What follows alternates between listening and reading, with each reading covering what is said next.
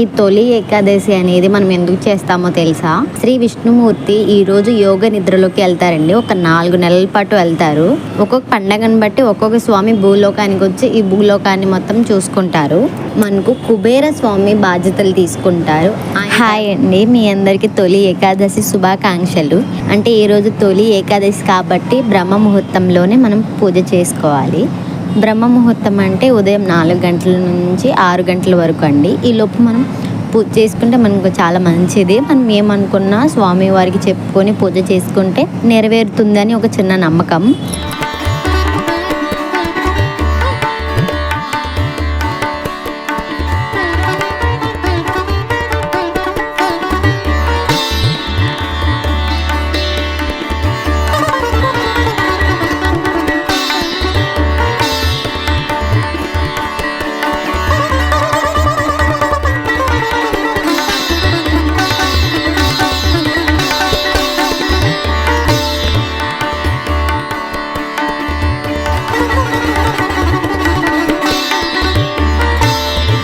శ్రీ విష్ణుమూర్తి స్వామి photo కూడా పెట్టుకొని మనం పూజ చేసుకోవచ్చండి. ఆ ఫోటో లేకపోతే మన దగ్గర వెంకటేశ్వర స్వామి ఫోటో ఉన్నా కూడా మనం పెట్టుకోవచ్చు. అలాగే ఈ పూజలో మనం ఆవు నెయ్యితో చేసిన పిండి దీపాలు పెట్టుకొని పూజ చేసుకోవాలి.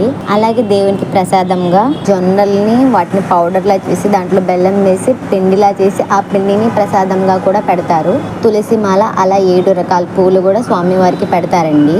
నా దగ్గర దేవుని ఫోటో సపరేట్గా లేదు కాబట్టి ఉన్న ఫోటోనే నేను పూజ చేసుకుంటున్నా.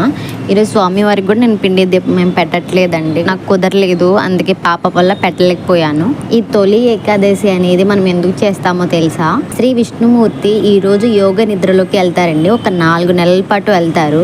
మళ్ళీ 4 నెలల తర్వాత వస్తారు. ఈ మధ్యలో మాత్రం మనకు చాలా పండగలు వస్తాయి కదా. ఒక్కొక్క పండగను బట్టి ఒక్కొక్క స్వామి భూలోకానికి వచ్చి ఈ భూలోకాన్ని మొత్తం చూసుకుంటారు. మనకి ఈ తొలి ఏకాదశి నుంచి చాతుర్మాసం మొదలవుతుందండి. ఇలా మనకు వచ్చిన తర్వాత మనకు వెంటనే వచ్చేది గురు పౌర్ణిమ. అంటే ఆ రోజు ఒక 4 రోజుల పాటు గురువుని మనం పూజిస్తాము. ఆ తర్వాత మనకు వచ్చేది శ్రావణ మాసము. ఈ శ్రావణ మాసంలో చాలా ఎక్కువ మంది శివునికి పూజ చేస్తారండి. అలాగే లక్ష్మీదేవికి కూడా చేస్తారు. ఆ తర్వాత మనం దీపావళి జరుపుకుంటామండి. దీపావళి అంటే ఏంటి? మన ఇల్లు శుభ్రం చేసుకొని లక్ష్మీదేవి పూజ చేసుకుంటాము కదా.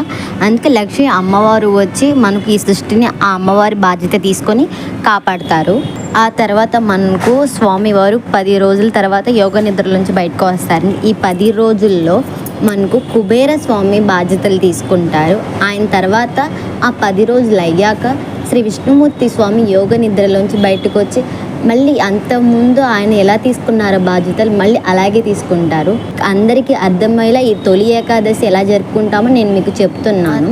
మనకు డిసెంబర్లో ఏకాదశి వస్తుంది. ఆ రోజుతో స్వామివారు ఈ యోగ నిద్రలోంచి బయటకు వస్తారు. అంటే చాతుర్మాసం మొత్తం పోతుంది. ఆ తర్వాత స్వామి బయటకు వచ్చాక దీన్ని మనం సృష్టిని స్వీకరిస్తారు మళ్ళీ తిరిగి. ఇలా నాకు తెలిసింది మీకు చెప్పానండి. నాకు తెలియకుండా ఇంకేమైనా ఉంటే మీరు నాకు కామెంట్లో చెప్పండి. ఇలా మరికొన్ని సాంప్రదాయాల గురించి నెక్స్ట్ వీడియోలో తెలుసుకుందాం. బాయ్.